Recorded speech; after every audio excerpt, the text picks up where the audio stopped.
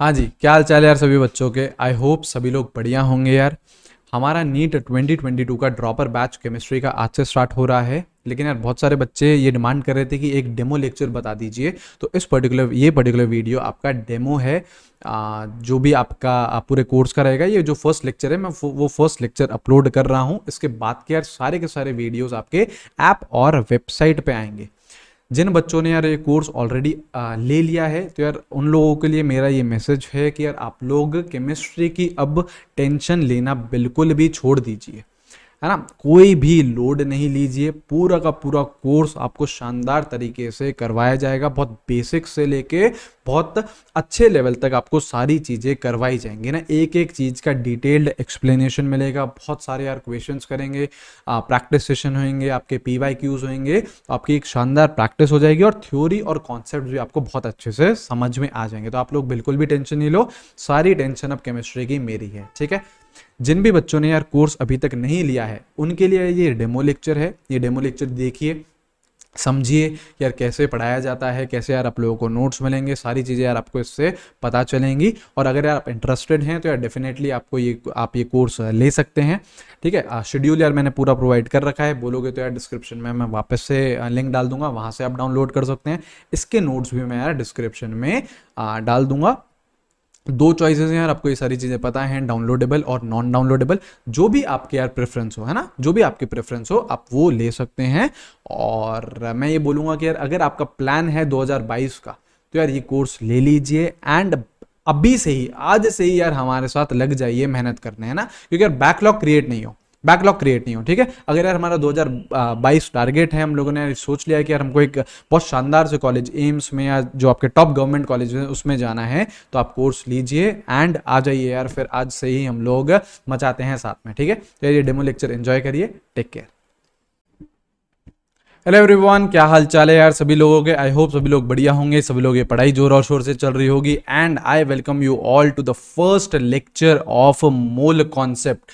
इस particular video में यार हम लोग बेसिक्स पढ़ने वाले हैं मोल कॉन्सेप्ट चैप्टर के। बहुत शानदार वीडियो रहेगा यार।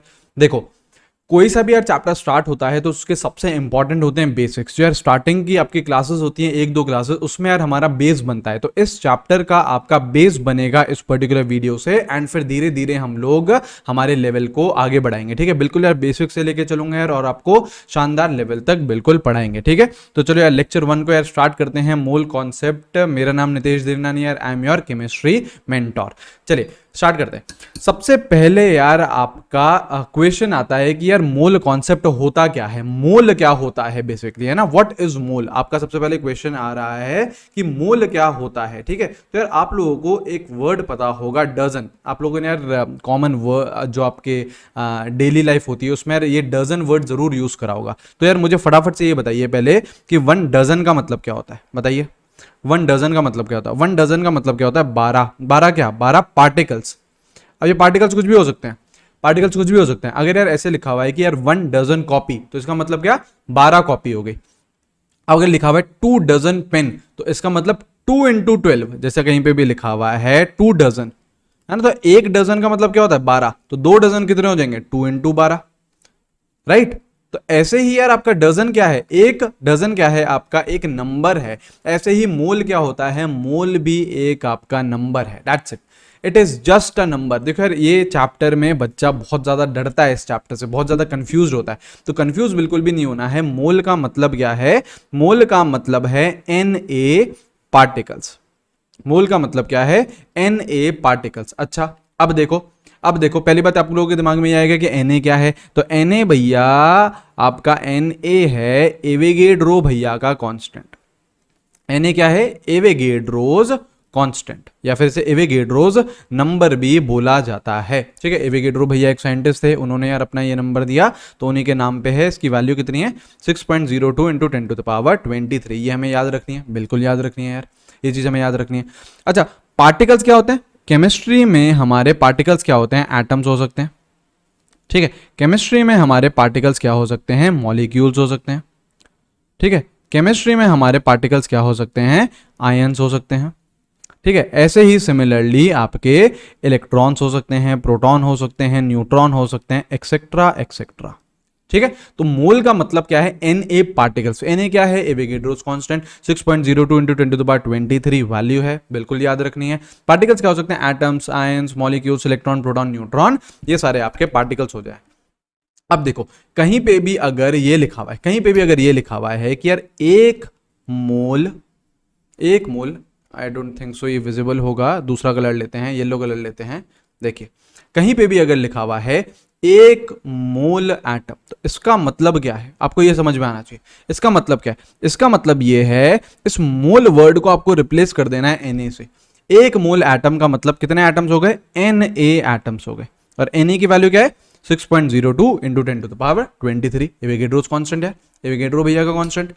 कहीं पे भी लिखा हुआ है 2 मोल मॉलिक्यूल्स, ठीक है, तो सिंपली आपको क्या करना है, इस मोल वर्ड को किससे रिप्लेस कर देना है, Na से। और कितने मोल हैं, 2 मोल हैं, तो 2 और मोल वर्ड को रिप्लेस कर दो Na से, तो 2Na। अब यहां क्या लिखा हुआ है, मॉलिक्यूल्स, तो यहां पे भी क्या लिख दो, मॉलिक्यूल्स लिख दो, मॉलिक्यूल्स लिख दो। ऐसे ही अगर कहीं पे भी लिखा हुआ है 1.7 मोल इलेक्ट्रॉन्स, तो सिंपली आपको क्या करना है, इस मोल वर्ड को रिप्लेस कर दो Na के साथ। तो देखो 1.7 मोल है, तो it is basically 1.7 Na electrons. अब यार अगर कोई सेंटी हो जाता है और बोलता है कि नहीं नहीं यार मुझे तो एग्जैक्ट नंबर बताओ कि यार कितना है, तो कुछ नहीं यार, Na की यार वैल्यू सब्स्टिट्यूट कर देना, यहाँ पे चाहो तो कर दो, ये 1.7 इंटू 6.02 इंटू 10⁻23 क्या है, देखो यहाँ पे इलेक्ट्रॉन्स लिखा था, तो यहाँ पे भी आप इलेक्ट्रॉन्स लिख दीजिए। कुछ नहीं करना है, जहां पे भी आपको मोल वर्ड दिख गया उसको यार Na से रिप्लेस कर देंगे, है ना। मोल कुछ नहीं है, बस एक नंबर है, जैसे यार डजन नंबर होता है, जो क्या होता है 12 पार्टिकल्स, ऐसे ही Na आपका मोल क्या है, Na पार्टिकल्स। Na क्या है, एवोगैड्रो भैया का कांस्टेंट है, ये रही यार उसकी वैल्यू। और पार्टिकल्स आपके एटम, आयन, इलेक्ट्रॉन, प्रोटॉन कुछ भी आपके हो सकते हैं। केमिस्ट्री के यार पार्टिकल्स क्या होंगे, यही सारी चीजें होंगी, करेक्ट। अरे ये बात समझ में, इतनी चीज क्लियर है। चलो और देखो, और देखो और क्या है आपका, है ना, शानदार तरीके से बिल्कुल बेसिक से चलेंगे और बिल्कुल सारी चीजें हम लोग कवर करेंगे। अब देखो यार, अब है आपके फंडामेंटल पार्टिकल कि यार आपका जो एटम है वो कौन कौन से फंडामेंटल पार्टिकल से बना हुआ है। तो यार हमारी केमिस्ट्री में हमको 3 फंडामेंटल पार्टिकल्स पढ़ने हैं, कौन कौन से यार, इलेक्ट्रॉन, प्रोटॉन एंड न्यूट्रॉन। ठीक है, यहाँ पे ये इलेक्ट्रॉन नहीं होगा, यहाँ पे ये चार्ज है, ये चार्ज है। ठीक है, पीडीएफ यार मैं बिल्कुल आपको प्रोवाइड कर दूंगा, लेकिन हैंड रिटन नोट्स बनाते हुए चलिएगा आपको। ठीक है, तो फंडामेंटल पार्टिकल्स कितने होते हैं आपके, 3 होते हैं, कौन कौन से, इलेक्ट्रॉन, ठीक है, प्रोटॉन एंड न्यूट्रॉन, ये आपके 3 फंडामेंटल पार्टिकल्स है। अरे ये बात समझ में बिल्कुल सही है। मासेस और चार्ज इनके आपको याद होने चाहिए। मास कितना होता है इलेक्ट्रॉन पे, मास होता है 9.1 इंटू 10⁻31 kg। प्रोटॉन पे मास कितना होता है 1.672 इंटू 10⁻27 kg। और न्यूट्रॉन पे कितना होता है 1.674 इंटू 10⁻27 kg।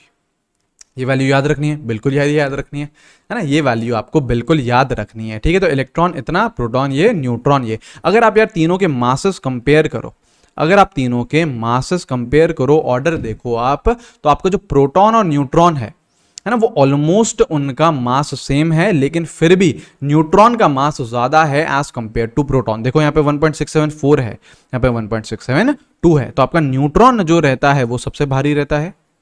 ठीक है, उसके बाद आपका प्रोटॉन होता है, और सबसे हल्का कौन होता है, सबसे हल्का कौन होता है आपका इलेक्ट्रॉन होता है। वेट सबसे कम किसका होता है, इलेक्ट्रॉन का होता है। और तीनों में सबसे भारी कौन है आपका, न्यूट्रॉन है। ये आई है बात समझ में। ठीक है, अब देखो चार्जेस देखो यार, इलेक्ट्रॉन पे चार्ज कितना रहता है -1.6 इंटू 10⁻⁻19 कूलम। प्रोटॉन पे +1.6 इंटू 10⁻⁻19 कूलम। और न्यूट्रॉन बोले तो 0। न्यूट्रॉन पे कोई भी चार्ज नहीं होता है, न्यूट्रॉन पे कोई भी चार्ज नहीं होता है। ठीक है, अब आप लोगों से एक सवाल है यहाँ पे। सवाल ये है कि यार आपको मैंने चार्जेस लिख दिए हैं, किसके, इलेक्ट्रॉन का भी लिख दिया, प्रोटॉन का भी लिख दिया, और न्यूट्रॉन पे तो कोई यार चार्ज है नहीं। आपसे ये सवाल पूछा जा रहा है कि यार इलेक्ट्रॉन और प्रोटॉन में से किसका चार्ज ज्यादा है, ये बताइए। I am repeating the question कि यार इलेक्ट्रॉन और प्रोटॉन में से किसका चार्ज ज्यादा है, आपसे ये पूछा जा रहा है। ठीक है, तो आपका क्या आंसर होना चाहिए, है ना, सोच लिया होगा यार आप लोगों ने। तो यार जो आपका चार्ज है, यहां पे मैं पॉइंट लिख देता हूं, charge on electron and proton is same. Yes, अब देखो यार यहाँ पे मैथमेटिक्स नहीं लगानी है, मैथमेटिक्स नहीं लगानी है यहाँ पे, है ना, क्योंकि देखो ऐसे बोलोगे इलेक्ट्रॉन पे तो चार्ज है -1.6 into 10 to the power -19, proton पे +1.6 इंटू 10 टू द पावर -19। तो यार प्लस वाला सर बड़ा होता है तो प्रोटॉन पे चार्ज ज्यादा होना चाहिए, इलेक्ट्रॉन पे कम होना चाहिए। ये गलत है यार, चार्ज दोनों पे, इलेक्ट्रॉन और प्रोटॉन पे क्या है, सेम है। हम लोग यार मैग्नीट्यूड की बात कर रहे हैं।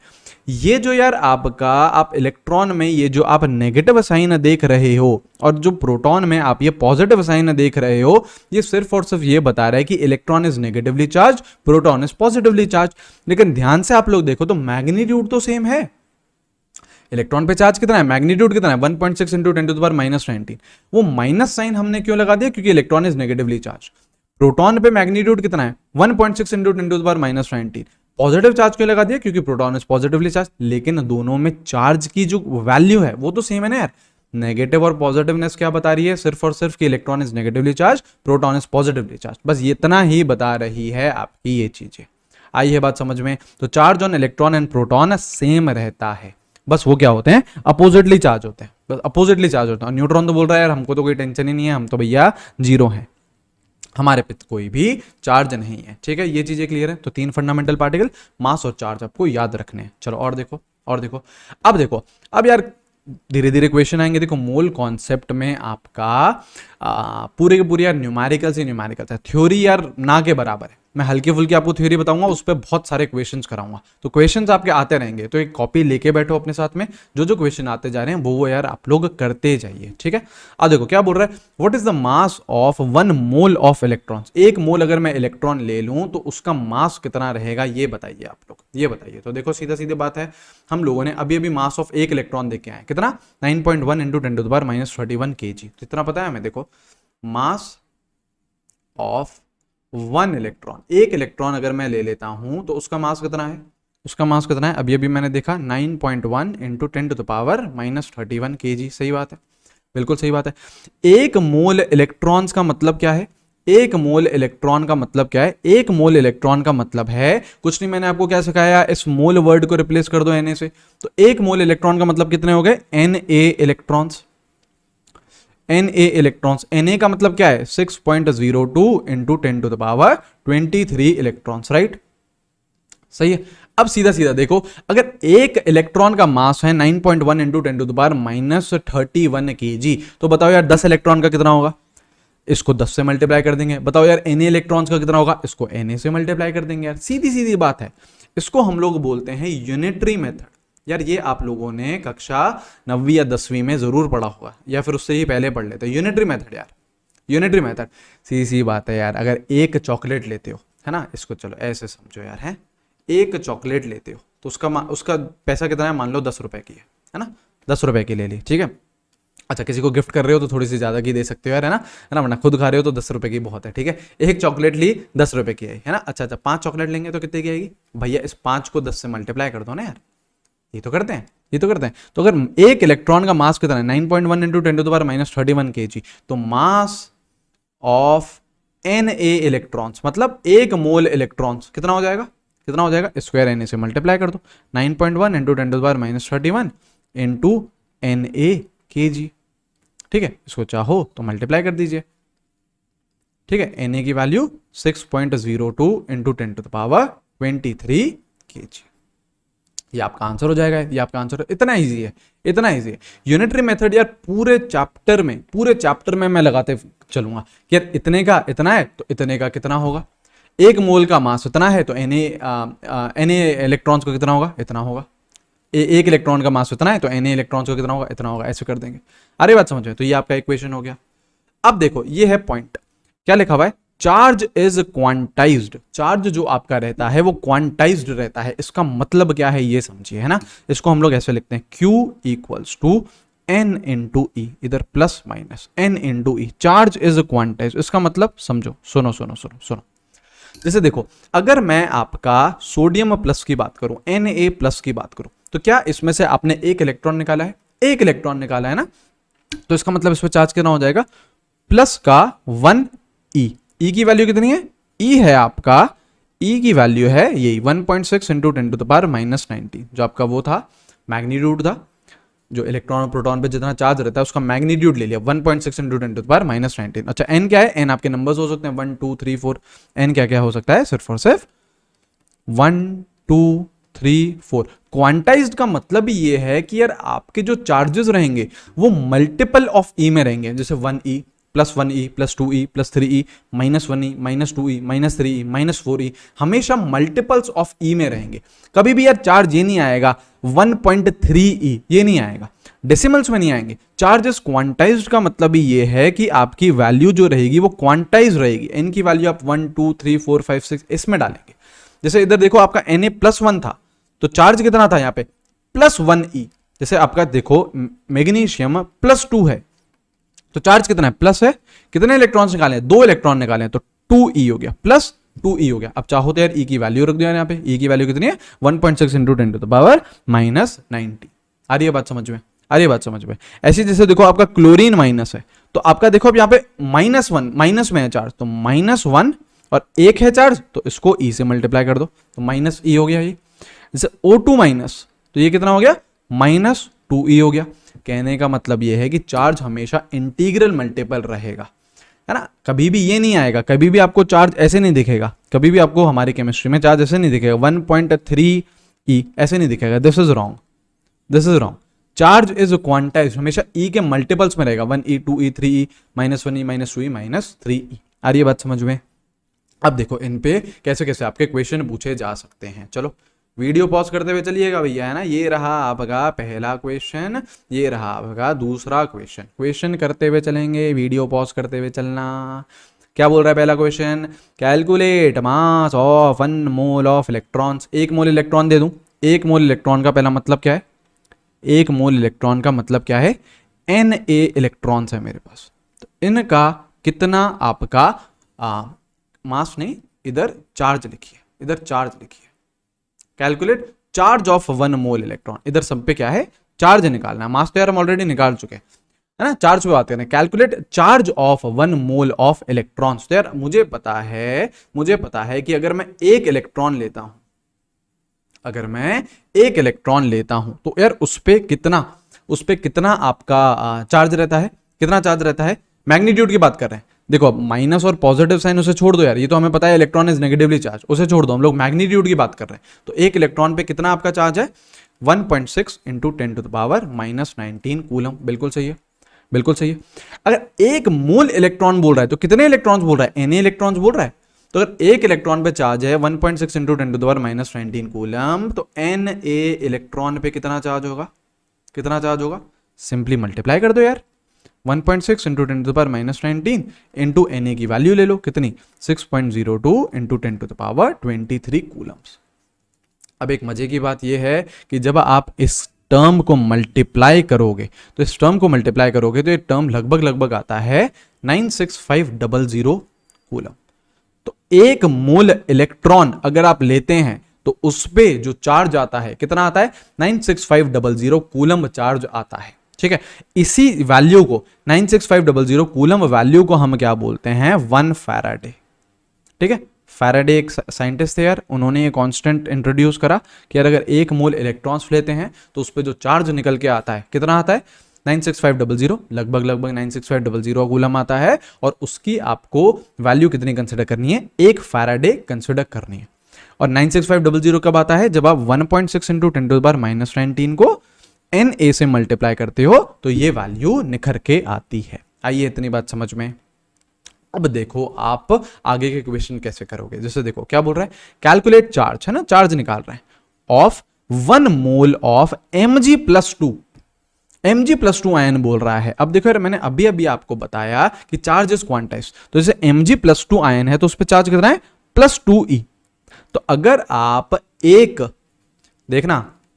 Mg+2 आयन लेते हो तो उस पर चार्ज कितना है, उस पर चार्ज कितना है +2e का, है ना। या फिर मैं लिख देता हूं सिंपली 2e लिख देता हूं। e की वैल्यू कितनी है 1.6 इंटू 10⁻−19 कूलम। ठीक है, तो ये तो 1 Mg+2 आयन पे है ना।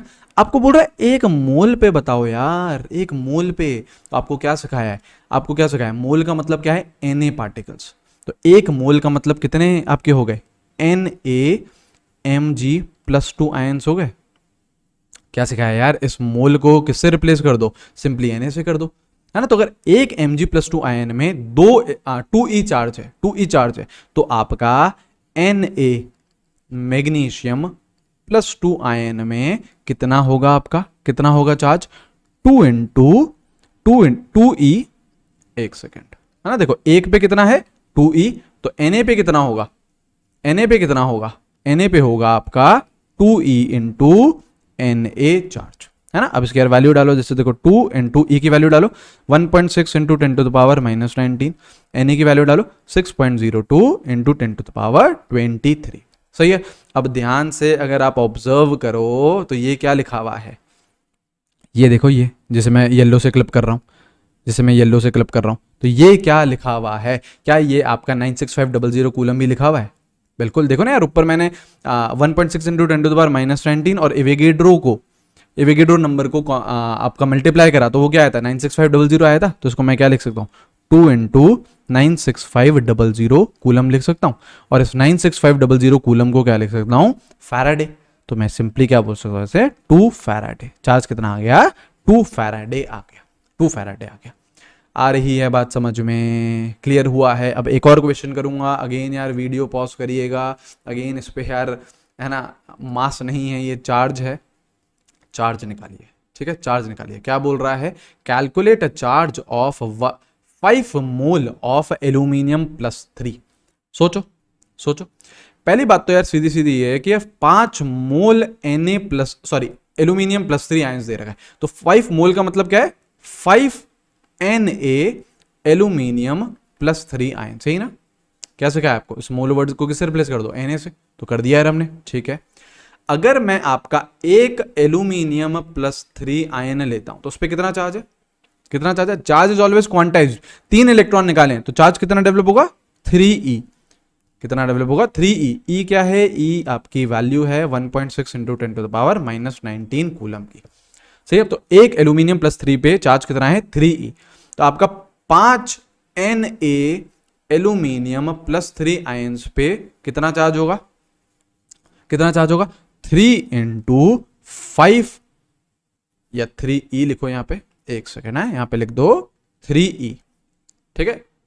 ये हो गया आपका 3E इंटू 5 Na, करेक्ट है। अब चलो इसको सॉल्व करो, जैसे 3 इंटू 5 और E की वैल्यू डाल दो 1.6 इंटू 10⁻⁻19, ठीक है। Na की वैल्यू 6.02 इंटू 10⁻23। अब यार देख रहे होंगे, इन दोनों को कंबाइन करके क्या बोल सकता हूँ, 96500 कूलम बोल सकता हूँ, और उसको क्या बोल सकता हूँ, एक फैराडे। तो ये क्या हो गया, 3 इंटू 5 क्या, 15 फैराडे, 15 फैराडे। आ रही है बात समझ में, क्या ये चीज क्लियर हुई है। तो ऐसे टाइप के अगर क्वेश्चन आते हैं तो अब आप लोग बड़े आराम से कर सकते हैं इसे, ठीक है।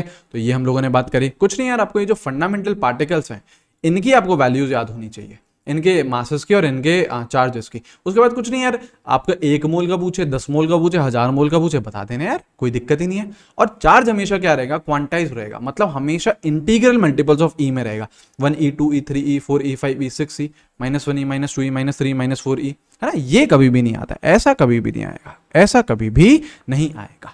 क्लियर है, चलिए और देखो, और क्या है। अब यार देखो, हम लोग इस पर्टिकुलर वीडियो में शानदार बेसिक्स कवर कर रहे हैं, तो यार कुछ डेफिनेशंस हैं, है ना, वो आपको आनी चाहिए। आई होप यार ये आपको आती भी होंगी, नहीं भी आती तो कोई लोड नहीं लेना है, एकदम बेसिक से लेके चल रहे हैं सारी चीजें, ठीक है। एटॉमिक मास, एटॉमिक मास क्या होता है, सबसे पहले ये समझो, एटॉमिक मास क्या होता है। एटॉमिक मास आपका होता है, एटॉमिक मास होता है मास of 1 atom of an element. अगर मैं एक कोई से भी एलिमेंट का एक एटम लूं और उसके मास को मैं मेजर करूं तो उसका मास क्या कहलाता है, उसका एटॉमिक मास, ठीक है। देखो अब ये क्या है यार, एक मास है तो इसकी कुछ ना कुछ क्या रहेगी, यूनिट रहेगी, इसकी कुछ ना कुछ क्या रहेगी, यूनिट रहेगी। तो इसकी यूनिट होती है एटॉमिक मास यूनिट, इसको क्या बोला जाता है, AMU भी बोला जाता है, या फिर इसको हम लोग यूनिफाइड मास भी बोलते हैं, ठीक है। यूनिफाइड मास, कहीं पे भी अगर U लिखा हुआ है या AMU लिखा हुआ है, हमको यार एक ही बात मानते हुए चलनी है, AMU का फुल फॉर्म क्या है, एटॉमिक मास यूनिट। क्या होती है यार एग्जैक्टली, अभी थोड़ी देर में ही मैं आपको बताने वाला हूं, ठीक है। देखो इसका फील लीजिए यार, आप लोग इसका फील लीजिए। जैसे देखो यार, आपको ये कुछ वैल्यूज मैं लिखने वाला हूँ एटॉमिक मासेस की, आपको याद होनी चाहिए, और समय के साथ जैसे जैसे केमिस्ट्री हम लोग आगे बढ़ती जाएगी आपको ये वैल्यू अपने आप याद हो जाएगी। जैसे देखो एटॉमिक मास आपका हाइड्रोजन का कितना रहता है, 1 AMU। कितना रहता है, 1 AMU। इसको फील करिए, फील करिए क्या इसका मतलब क्या, 1 AMU का मतलब क्या है। एटॉमिक मास अगर मैं हाइड्रोजन का बोलता हूं 1 AMU, तो उसका मतलब क्या है कि यार अगर मैं हाइड्रोजन का एक एटम लेके आऊं, हाइड्रोजन का एक एटम लेके आऊं तो उसका मास कितना आएगा, 1 AMU। अच्छा तराजू समझते हैं क्या होता है, वेइंग बैलेंस, वेइंग बैलेंस है ना। देखो ये आपने रख दिया वेइंग बैलेंस, एकदम फील कराने की कोशिश कर रहे हैं ना, वैसे तो आपको ये न्यूमेरिकल वैल्यू याद रखनी है, फील कराने की कोशिश कर रहे हैं, ठीक है। आपने क्या करा, इस लेफ्ट साइड पे, इस लेफ्ट साइड पे आपने एक एटम रखा, किसका, हाइड्रोजन का, एक एटम रखा हाइड्रोजन का, एक एटम रखा हाइड्रोजन का। अब एक एटम को बैलेंस करने के लिए आपका जो वेइंग बैलेंस है, आपको कोई सा भी वेट मेजर करना है तो उसको वो चीजें क्या होनी चाहिए, बैलेंस होनी चाहिए, ऐसे बैलेंस होनी चाहिए। एक साइड पे आपने क्या कर दिया, एक एटम रख दिया हाइड्रोजन का, तो दूसरे साइड आप जितना मास रखोगे वो उसका क्या कहलाएगा, एटॉमिक मास। तो आप दूसरे साइड कितना कितना मास रख रहे हो, दूसरे साइड आप रख रहे हो 1 AMU जितना, तो दोनों चीजें क्या हो गई, बैलेंस हो गई। तो आपका हाइड्रोजन का एक एटम आप ले रहे हो तो उसका मास कितना आ रहा है, 1 AMU, तो हाइड्रोजन का एटॉमिक मास क्या हो गया, 1 AMU, ठीक है। ऐसे ही आपका जो हीलियम है, इसका आपका एटॉमिक मास कितना होता है, 4 AMU। मतलब यार अगर हीलियम का एक एटम लेके आऊं मैं तो उसका मास कितना कहलाएगा, उसका मास कहलाएगा आपका 4 AMU, एक एटम का, ठीक है। ऐसे ही जैसे हम लोग मान लीजिए हम लोगों ने लिथियम लिया तो उसका कितना रहता है, 7 AMU। अब बोलोगे भैया क्या ये वैल्यूज याद रखनी है, तो हाँ यार याद रखनी है, क्यों नहीं याद रखनी है ना। और यार ऐसे घबराने की बात नहीं होती है, समय के साथ धीरे धीरे आपको अपने आप ये वैल्यूज याद हो जाएंगी, है ना। ये वैल्यूज यार अपने आप याद हो जाती हैं, हर किसी बच्चे को याद हो जाती है। वैसे यार देखो क्वेश्चन पेपर में इनकी वैल्यूज वो देता है ना, अगर मैं आपको सीरियसली बताऊं तो क्वेश्चन पेपर में इनकी वैल्यूज वो देता है, लेकिन इसके भरोसे तो नहीं रह सकते कि यार वैल्यू देगा वो, नहीं।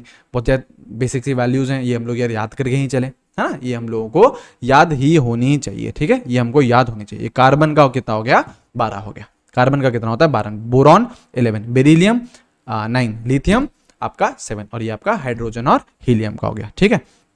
ऐसे यार कुछ कुछ कॉमन लिख देते हैं यार, जैसे ना ऑक्सीजन हो गया यार आपका कितना 16 AMU रहता है ना, ये वक्त के साथ आपको याद हो जाएगी, ठीक है। नाइट्रोजन कितना रहता है यार आपका 14 AMU रहता है, ठीक है, ठीक है। ऐसे ही जैसे आपका यार फ्लोरीन की बात करें तो ये आपका 19 AMU रहता है। जैसे आपके नियॉन की बात करें तो ये आपका 20 AMU। सोडियम, ठीक है, सोडियम 23 AMU। अब जैसे देखो सोडियम का बोल रहा है एटॉमिक मास 23 AMU, इसका मतलब क्या है, फील लो यार, इसका मतलब क्या है कि अगर मैं एक एटम लेके आऊं सोडियम का तो उसका मास कितना कहलाएगा, 23 AMU। समझ रहे हैं, इसका मतलब ये है। जैसे मैग्नीशियम हो गया यार आपका कितना रहता है 24 AMU, ठीक है। एल्यूमिनियम, एल्यूमिनियम कितना रहता है 27 AMU, ये वैल्यूज रहती हैं यार आपकी, ठीक है, ठीक है। जैसे आपका सिलिकॉन 28 AMU, ठीक है। जैसे आपका फॉस्फोरस 31 AMU। तो ये आपकी वैल्यूज रहती हैं, ये आपकी वैल्यूज रहती है ना। जैसे क्लोरीन आता है 35.5 आता है, 35.5 AMU, ठीक है। कैल्शियम आता है, कैल्शियम आपका 40 AMU आता है। तो यार ये कुछ बेसिक सी वैल्यूज हैं जो आपको याद होनी चाहिए, और मैं वैसे वापस रिपीट कर रहा हूँ कि समय के साथ ये आपको आराम से बड़े प्यार से याद हो भी जाएंगे, ठीक है। तो ये क्या है, एटॉमिक मास। एटॉमिक मास क्या होता है, मास of 1 atom of an element. एक एटम में ले लूं तो उसका जो मास रहेगा उसको क्या कहूंगा, एटॉमिक मास, ठीक है। ऐसे यार दूसरी टर्म होती है आपकी gram atomic mass, gram atomic mass. अब यार ये क्या होता है, ये होता है मास of 1 mole atoms of an element. क्या आपको डिफरेंस समझ में आ रहा है थोड़ा सा, है ना, मैं समझाता हूं, है ना। देखो मास of 1 mole atoms of an element, अच्छा उसका यूनिट क्या रह जाएगा, जैसे उसका यूनिट था AMU, एटॉमिक मास यूनिट, इसका यूनिट क्या होता है, ग्राम्स होता है, इसका यूनिट क्या होता है, ग्राम होता है। तो पहली बात तो आप लोग फील लीजिए, इस 1 मोल एटम्स की मतलब क्या है, इस 1 मोल एटम का मतलब है Na एटम्स। कितना, Na एटम्स। Na का मतलब क्या है 6.02 into 10 to the power 23 atoms, ठीक है।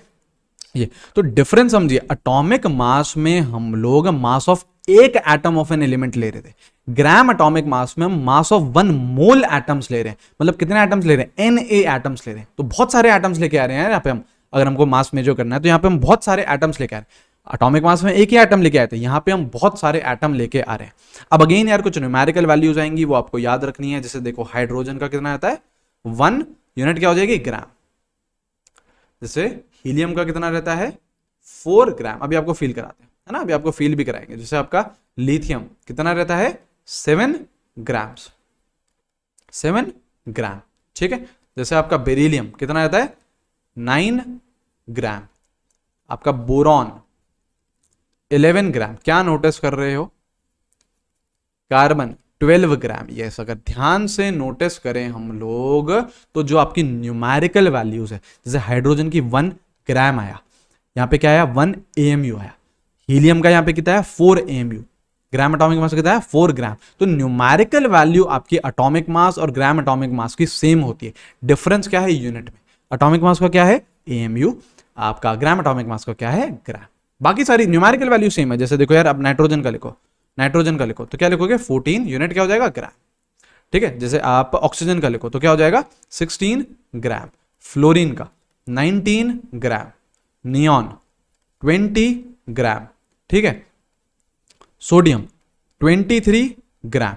अरे ये बात समझ में है ना। मैग्नीशियम 24 ग्राम, न्यूमेरिकल वैल्यू भैया सेम है, बस यूनिट चेंज करते जाओ। एल्यूमिनियम 27 ग्राम, ठीक है, ऐसे। सिलिकॉन 28 ग्राम, AMU नहीं भैया ग्राम, है ना, ग्राम, ठीक है। फॉस्फोरस 31 ग्राम, आ रही है फील, ठीक है। सल्फर 32 ग्राम, ऐसे रहता है, ठीक है। कैल्शियम 40 ग्राम। तो आपकी न्यूमेरिकल वैल्यू सेम है, डिफरेंस क्या है यूनिट में, डिफरेंस क्या है यूनिट में। अब जैसे फील लो, जैसे देखो मैंने अगेन तराजू ले लिया, तराजू बोले तो वेइंग बैलेंस ले लिया। जैसे पिछली बार जब मैं मास निकाल रहा था तो मैं एक एटम का निकाल रहा था, देखो जैसे मैंने हाइड्रोजन का लिया था तो 1 एटम ऑफ हाइड्रोजन लिया था वेइंग बैलेंस के एक एंड पे। अब मैं क्या ले रहा हूं, ग्राम एटॉमिक मास मेजर कर रहा हूं, तो मैं यहाँ पे बहुत सारे एटम्स लेके आया, बहुत सारे एटम्स लेके आया। कितने एटम लेके आ रहा हूं, कितने एटम लेके आ रहा हूं, यहाँ पे लेके आ रहा हूं 1 मोल हाइड्रोजन एटम लेके आया, मान लो। मतलब कितने Na हाइड्रोजन एटम लेके, एक एटम नहीं लाया हूं, Na हाइड्रोजन एटम, बहुत सारे हाइड्रोजन एटम लेके आया। तो इसके लिए आपको जो मास रखना पड़ेगा राइट साइड में, कितना रखना पड़ेगा 1 ग्राम जितना। तो ये कहलाता है इसका ग्राम एटॉमिक मास। मैं वापस रिपीट कर रहा हूं, न्यूमेरिकल वैल्यू सेम है, डिफरेंस क्या है यूनिट में। उसका AMU है, इस भाई साहब का ग्राम्स है, ठीक है। ये आपकी हो गई एटॉमिक मास की, और ये ग्राम एटॉमिक मास। ऐसे ही आपकी दो और डेफिनेशंस होती हैं, मॉलिक्यूलर मास और ग्राम मॉलिक्यूलर मास। अब देखना यार आप लोग थोड़ा थोड़ा कनेक्ट करने लगे। मॉलिक्यूलर मास तो ये क्या हो जाएगा, मास ऑफ 1 मॉलिक्यूल। अब मॉलिक्यूल्स की बात कर रहे हैं, मास of 1 molecule of a substance. अगर मैं किसी सब्सटेंस का एक मॉलिक्यूल ले लूं, कितना, एक मॉलिक्यूल, उसका मैं मास मेजर करूं तो वो क्या कहलाएगा, उसका मॉलिक्यूलर मास।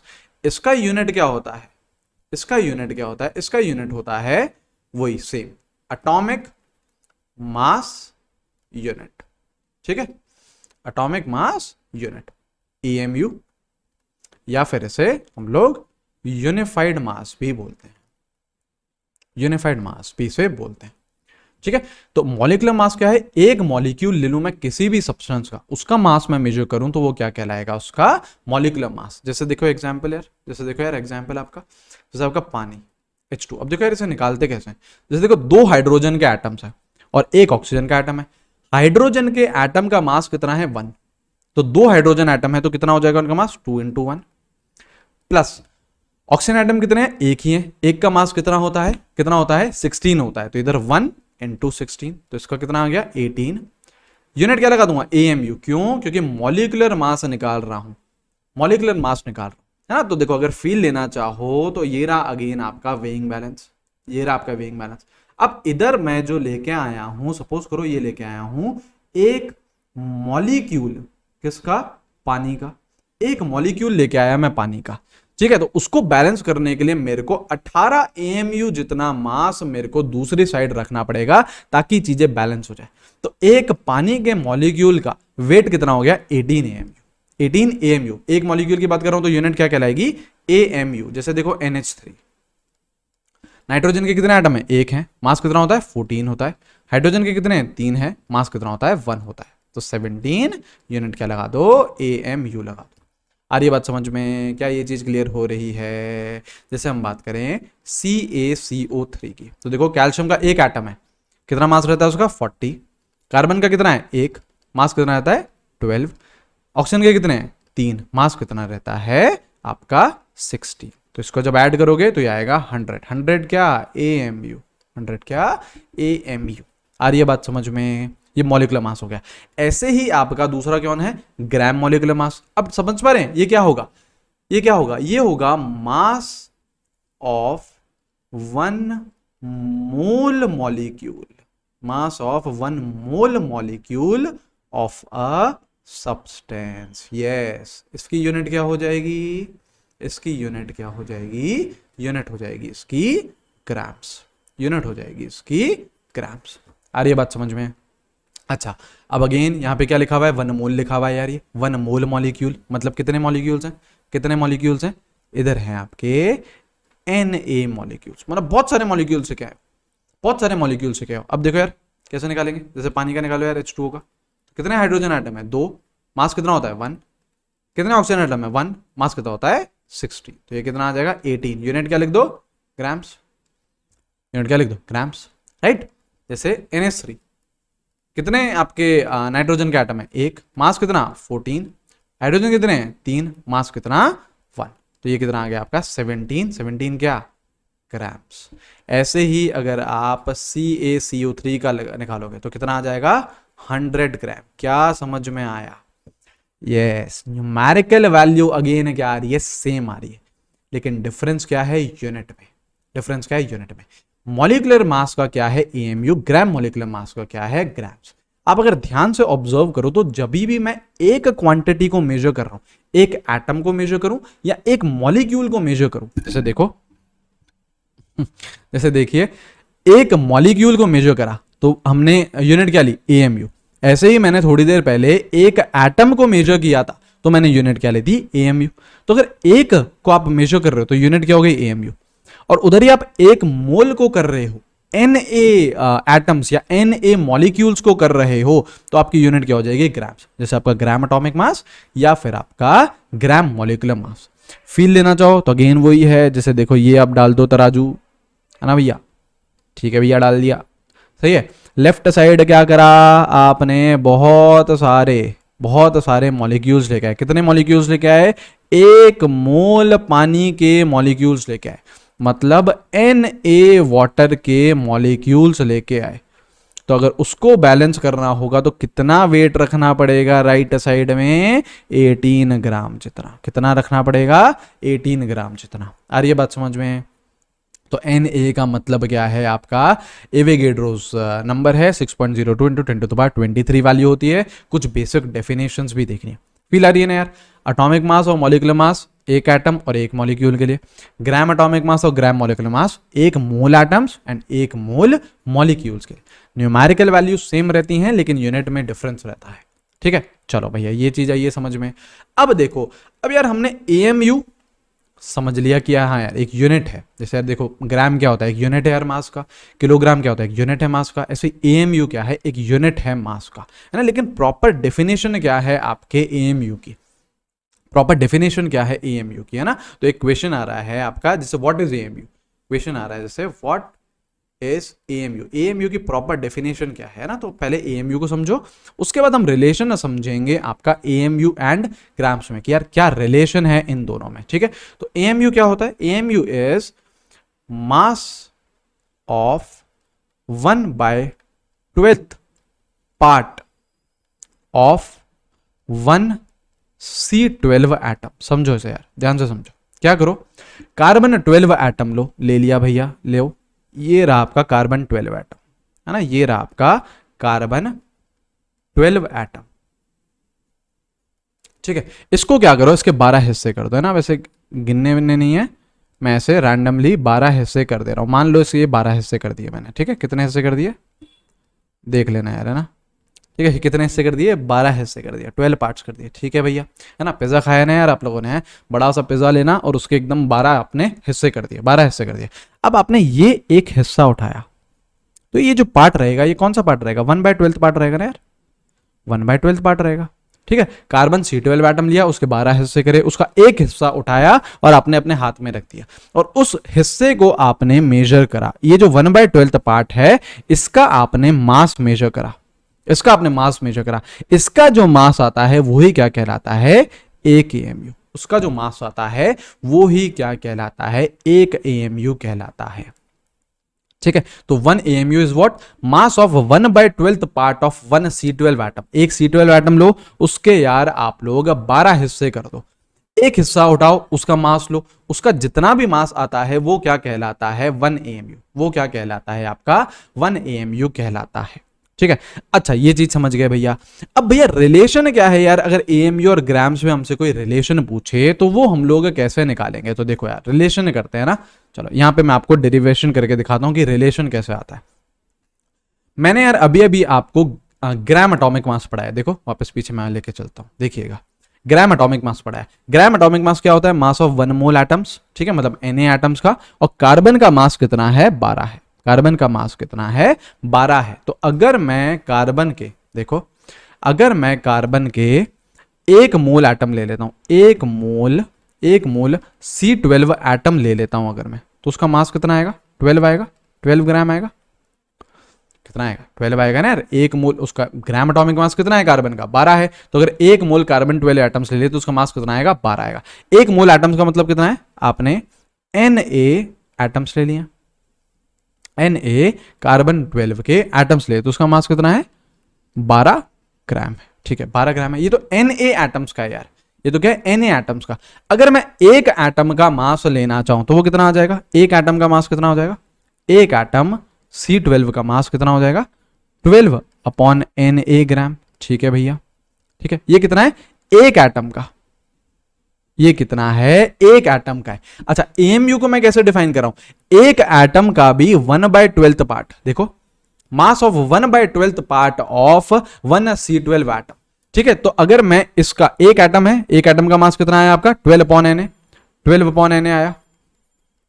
इसका भी अगर मैं 1/12 हिस्सा ले लूं तो वो क्या कहलाएगा मेरा, 1 AMU। वो क्या कहलाएगा मेरा, 1 AMU। जो भी यार ये मास आया आपका, ये एक एटम का है ना, इसका भी आप 1/12 हिस्सा ले लो, वो क्या कहलाता है, 1 AMU। तो क्या रिलेशन आ रहा है, क्या रिलेशन आ रहा है, ये 12 से 12 कैंसिल होता है और आपका रिलेशन ब्लू कलर से लिखते हैं, 1 AMU is equals to 1/Na gram. और ये जब Na की वैल्यू डालोगे which is what 6.02 into 10⁻23 value डाल के जब सॉल्व करोगे तो it would come out 1.67 into 10⁻24 gram. तो ये रिलेशन आ रहा है, ये रिलेशन आ रहा है। 1 AMU इज 1/Na ग्राम्स या फिर 1.67 इंटू 10⁻24 ग्राम्स। ये रिलेशन है आपका AMU और ग्राम में। देखो यार जैसे केजी एक यूनिट है, जैसे ग्राम्स एक यूनिट है, वैसे AMU भी एक यूनिट है, घबराना नहीं है यार इससे। अब जैसे यार केजी और ग्राम्स है, किलोग्राम और ग्राम है, तो यार उसमें रिलेशन पता है ना यार कि अगर 1000 आप लोग ग्राम लेके आओगे तो वो 1 केजी के बराबर हो जाएगा। तो कुछ ना कुछ रिलेशन होना चाहिए। तो ऐसे ही आपका AMU और ग्राम्स में क्या रिलेशन आ रहा है, यहां पे लिख देता हूं मैं वापस, 1 AMU is what 1/Na grams. और 1/Na की मतलब Na की यार वैल्यू डालोगे यहाँ पे तो क्या आ जाएगा, सॉल्व करोगे तो 1.67 इंटू 10⁻24 ग्राम्स आ जाएगा। ये रिलेशन है, ये रिलेशन ध्यान रखना है, काम भी आता है। इस पे एक आपको क्वेश्चन भी करवाता हूं मैं, देखो क्वेश्चन भी कराता हूं। ये रहा क्वेश्चन, बोलो क्या बोल रहा है, calculate mass of 1 molecule of H2O in grams. आपको ग्राम में एक मॉलिक्यूल पानी का उसका मास बताना है। किस में बताना है, ग्राम में बताना है यार, लेकिन ग्राम में बताना है। कैसे करोगे यार, ऐसे कैसे करोगे, हमें पता है कि अगर मैं एक मॉलिक्यूल ले लूं, 1 मॉलिक्यूल ले लूं किसका, H2O का, तो उसका मास कितना रहेगा। देखो कितने हाइड्रोजन आटम है, 2, तो 2 इंटू 1, कितने ऑक्सीजन आटम है 1, तो 1 इंटू 16 कितना रहेगा 18। यूनिट क्या रहेगी यार इसकी, एक मॉलिक्यूल की बात हो रही है तो यूनिट क्या रहेगी AMU। तो पानी के एक मॉलिक्यूल का मास कितना होता है 18 AMU, लेकिन हमें किस में बताना है, ग्राम में बताना है। AMU में तो यार हमें पता है 18 AMU, ग्राम में बताना है। हमें पता है एक AMU कितना होता है 1/Na ग्राम्स होता है। ठीक है, तो ऑब्वियसली 18 AMU कितने रहेंगे, 18/Na ग्राम्स। कुछ नहीं बस सर 1/Na को 1/n को 18 से मल्टीप्लाई कर दिया। This is your answer, this is your answer. MU में पूछता तो सीधा सीधा पता है हमें 18 एमयू, लेकिन उसमें किस में पूछा, ग्राम से पूछा, तो कुछ नहीं यार, उसको 1/n से मल्टीप्लाई कर दीजिए, आंसर आ जाएगा यार। सही है, यहां तक कोई भी समस्या नहीं। चलो भैया, अब यार कुछ आपको बेसिक टर्म बता देता हूं, उसके बाद हम इस वीडियो को एंड करेंगे यार, ठीक है। और फिर नेक्स्ट वीडियो से हम लोग मोल्स को कैलकुलेट करना और आपके जो एवरेज एटॉमिक मास और ये सारी चीजें होती हैं वो सारी हम लोग स्टार्ट करेंगे नेक्स्ट पर्टिकुलर वीडियो से, ठीक है। इस वीडियो का थोड़ा शॉर्ट रखेंगे, धीरे धीरे आपकी जो लेक्चर की लेंथ है वो इंक्रीज हो जाएगी, ठीक है। चलो ये देखो, एटॉमिसिटी क्या होती है, एटॉमिसिटी क्या होती है, एटॉमिसिटी क्या होती है, सिंपली यार number of atoms in a molecule. एक मॉलिक्यूल में कितने एटम्स हैं वो उसकी क्या कहलाती है, एटॉमिसिटी कहलाती है। बहुत आसान है यार, जैसे H2 की बात करें तो कितने एटम्स हैं यार, कितने एटम्स हैं, 2 हैं यार, तो आपकी एटॉमिसिटी कितनी होगी, 2 हो गई। O2 की बात करें कितने एटम्स हैं, 2 हैं, तो एटॉमिसिटी कितनी हो गई, 2 हो गई। H2O की बात करें तो कितने एटम्स हैं, 2 हाइड्रोजन के हैं, 1 ऑक्सीजन के हैं, तो कितने एटम्स है टोटल, 3 है, तो एटॉमिसिटी कितनी हो गई, 3 हो गई। जैसे NH3 की बात करें तो 1 नाइट्रोजन है और 3 हाइड्रोजन है, तो एटॉमिसिटी कितनी हो गई, 4 हो गई।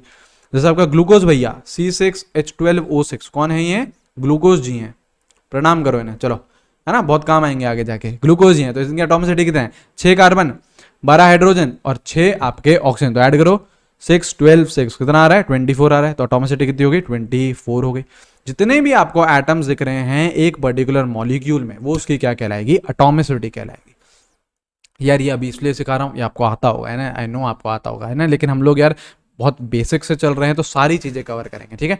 ये यार इसलिए बता रहा हूं क्योंकि अभी थोड़ी ही देर में, मतलब नेक्स्ट वीडियो में आपके ऐसे क्वेश्चंस आने वाले हैं कि यार आपका ये इतने मॉलिक्यूल्स हैं तो यार इसमें एटम्स बताइए, इतने मोल्स हैं तो इसमें यार आप एटम्स बताइए, तो इसमें आपको ये कन्वर्जन आना चाहिए, आपको ये पता रहना चाहिए कि हाँ यार यहाँ पे मेरे को एटॉमिसिटी से मल्टीप्लाई करना है। हम वो देखेंगे नेक्स्ट वीडियो में, टेंशन नहीं लेने का, सारी चीजें हौले हौले करके सिखा देंगे ना, सारी चीजें बड़े प्यार से सिखा देंगे ना, टेंशन नहीं। और इतने क्वेश्चंस करवाएंगे कि कुछ भी नहीं छोड़ेंगे और यहीं से ही सारी चीजें आएंगी, यहीं से ही सारी चीजें आएंगी, है ना, तो लोड बिल्कुल भी नहीं लेना है आप लोगों को।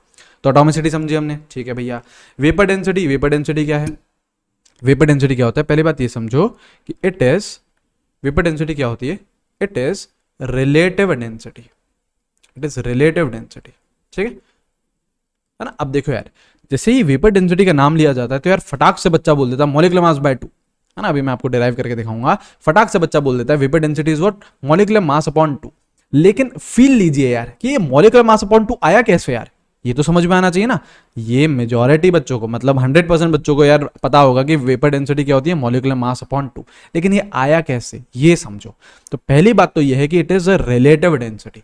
जो वेपर डेंसिटी होती है वो एब्सोल्यूट डेंसिटी नहीं होती, ये रिलेटिव डेंसिटी होती है। किसी पर्टिकुलर एलिमेंट के रिस्पेक्ट में हम लोग ये डेंसिटी निकालते हैं, और वो कौन सा एलिमेंट है, it is with respect to hydrogen. मतलब यार जो आप ये डेंसिटी निकाल रहे हो किसके रिस्पेक्ट में निकाल रहे हो, हाइड्रोजन के रिस्पेक्ट में निकाल रहे हो, और ये क्या है, रिलेटिव डेंसिटी। और रिलेटिव डेंसिटी होने के कारण it is a unitless quantity, it is a unitless quantity, it is a unitless quantity, ये एक यूनिटलेस क्वांटिटी है। अब ये समझो कि यार जैसे बच्चे बोलते हैं vapour density is molecular mass by 2, तो आपको ये समझ में आना चाहिए कि यार ये कैसे आ रहा है, ये कैसे आ रहा है। तो देखो वेपर डेंसिटी होती क्या है, वेपर डेंसिटी मेरे को किसी भी सब्सटेंस की निकालनी है ना, वेपर डेंसिटी किसी भी सब्सटेंस की निकालनी है, तो density of that substance upon density of hydrogen, ऐसे होता है। रिलेटिव डेंसिटी का मतलब क्या है, किसी के रिस्पेक्ट में निकाल रहे हैं, और वो हमने जो पैरामीटर डिसाइड करा है वो क्या डिसाइड किया है, हाइड्रोजन डिसाइड किया है। अब हमें पता है डेंसिटी क्या होती है, mass upon volume. Density basically क्या होती है, ये तो होती है। तो वेपर डेंसिटी में जैसे मैं डेंसिटी ऑफ सब्सटेंस तो क्या लिखूंगा, मास ऑफ सब्सटेंस, ठीक है, अपॉन वॉल्यूम ऑफ सब्सटेंस, ठीक है, divided by density of hydrogen. तो डेंसिटी ऑफ हाइड्रोजन में क्या लिख दो, मास of hydrogen upon volume of hydrogen, ये लिख दीजिए, बिल्कुल सही है। अब अगर आपकी वॉल्यूम सेम है, इफ सेम वॉल्यूम, मतलब सब्सटेंस और हाइड्रोजन की आपने सेम वॉल्यूम ले रखी है, सब्सटेंस और हाइड्रोजन की आपने सेम वॉल्यूम ले रखी है, तो ये जो वॉल्यूम है और ये जो वॉल्यूम है ये तो क्या हो जाएगी, कैंसिल हो जाएगी, और वेपर डेंसिटी क्या आ जाएगा, mass of substance upon mass of hydrogen. अब यार मास ऑफ सब्सटेंस और मास ऑफ हाइड्रोजन की जगह आप मॉलिक्यूलर मासेस ले लीजिए, तो वेपर डेंसिटी क्या हो जाती है, मॉलिक्यूलर मास, जिस भी आप सब्सटेंस का निकाल रहे हो उसका मॉलिक्यूलर मास, और हाइड्रोजन का मॉलिक्यूलर मास कितना होता है, 2 होता है। तो ये आ जाता है फॉर्मूला वेपर डेंसिटी बाय 2। तो बेसिकली बच्चों को केवल यही पता होता है, हाँ यार vapour density is molecular mass by 2। तो ये तो समझो कि यार ये जो 2 आ रहा है ये क्या है। अब आपको आइडिया लग रहा है ये 2 क्या है, ये 2 है मॉलिक्यूलर मास किसका, हाइड्रोजन का। ये क्या है आपका, मॉलिक्यूलर मास किसका, हाइड्रोजन का। क्योंकि यार जो वेपर डेंसिटी है वो रिलेटिव डेंसिटी, और relative to what, relative to hydrogen, H2 के रिस्पेक्ट में हम लोग डेंसिटी को मेजर कर रहे हैं। तो जो वेपर डेंसिटी आती है it is basically molecular mass upon 2, और 2 क्या है आपका, मॉलिक्यूलर मास ऑफ हाइड्रोजन। जैसे देखो यार आपको बोलता है कि बताओ वेपर डेंसिटी ऑफ ऑक्सीजन बताओ, O2 बताओ, वेपर डेंसिटी ऑफ O2 बताओ, तो इसका मॉलिक्यूलर मास लो कितना है, 32 है ना, मतलब बेसिकली 2 × 16 ना, 32 डिवाइडेड बाय 2, तो कितना आ गया 16। यूनिटलेस क्वांटिटी, कोई भी यूनिट नहीं लिखोगे। वेपर डेंसिटी ऑफ SO2, तो इसका मॉलिक्यूलर मास निकालो। मॉलिक्यूलर मास कैसे निकालोगे, सल्फर है, एक एटम है तो 1 × 32 प्लस ऑक्सीजन 2 है तो 2 × 16, ये कितना आ रहा है 64। तो वेपर डेंसिटी ऑफ SO2 कितनी आ गई, 64 बाय 2, तो कितनी आ गई 32। तो ऐसे करके निकालनी है। लेकिन ये सारी चीजें ठीक है भैया, हमको फॉर्मूला पता है, लेकिन फील लेते हुए चलो कि यार ये जो 2 आया वो कैसे आया, वो basically it is molecular mass of hydrogen H2, क्योंकि vapour density is relative density relative to H2। ठीक है, ये सारी क्या है यार, हमारे हथियार हैं यार। जो भी यार इस पर्टिकुलर वीडियो में आप लोगों को पढ़ाया है ये सारी के सारे आपके हथियार हैं, और ये सारी चीजें आपके सब्सिक्वेंट लेक्चर्स में आने वाले हैं। ठीक है, इस पर्टिकुलर वीडियो को इतना ही रखेंगे, ज़्यादा बड़ा नहीं रखेंगे यार। जैसे जैसे आपका चैप्टर आगे बढ़ता जाएगा आपकी जो वीडियो की लेंथ है वो बढ़ती जाएगी, और ढेर सारे हम क्वेश्चंस करते जाएंगे, ज़बरदस्त तरीके से क्वेश्चन करेंगे, इतनी प्रैक्टिस करवा देंगे कि यार आपसे मतलब यहीं से ही हर क्वेश्चंस आपके आने लगेंगे। देखो क्या होता है, आपको मान लो कोई नया टाइप का क्वेश्चन आया, मैंने यार कोई नया टाइप का क्वेश्चन आपके सामने रखा, ठीक है, और सपोज करो आप उस क्वेश्चन को पहली बारी में नहीं कर पाते, मान लीजिए आप नहीं कर लेते हैं तो बहुत अच्छी बात है, नहीं कर लेते हैं तो भी कोई भी टेंशन की बात नहीं है। आपने सपोज करो यार मैंने आपको कोई क्वेश्चन दिया, आप सपोज करो उसको पहली बारी में नहीं कर पाए, ठीक है, लेकिन उसी टाइप के क्वेश्चन मैंने आपको दूसरा भी दिया, तीसरा भी दिया, चौथा भी दिया, तो फिर तो होने लगेंगे यार। सपोज करो पहली बारी में नहीं कर पा रहे, उसके बाद यार मैंने आपको मेथड समझाया, आप यार समझ गए मेथड, ठीक है भैया यार ऐसे ऐसे होता है, मैंने फिर आपको वैसा सा ही क्वेश्चन आपको दूसरी बार भी दिया, तब तो कर लोगे। अच्छा चलो दूसरी बार भी नहीं करा, फिर तीसरी बार दिया, तब तो कर लोगे। तो एक ही क्वेश्चन की हम जब 2, 3, 4 बार प्रैक्टिस कर लेंगे तो यार दिमाग में सेटल हो जाएंगी। इस तरीके से यार आपको पूरे के पूरे कोर्स में पढ़ाया जाएगा कि सारी चीजें आपको कोर्स के दौरान ही, मतलब वीडियो लेक्चर्स देखते वक्त ही आपको सारी चीजें दिमाग में फिट हो जाए। एक एक बात यार मेरे यार पढ़ाने का यही तरीका है कि यार एक एक बात मैं 2, 2, 3, 3, 4 बार आपको रिपीट करूंगा ताकि यहां खोपड़ी में सेटल हो जाए, है ना, वीडियो देखते वक्त ही आपको सारी चीजें आ जाए।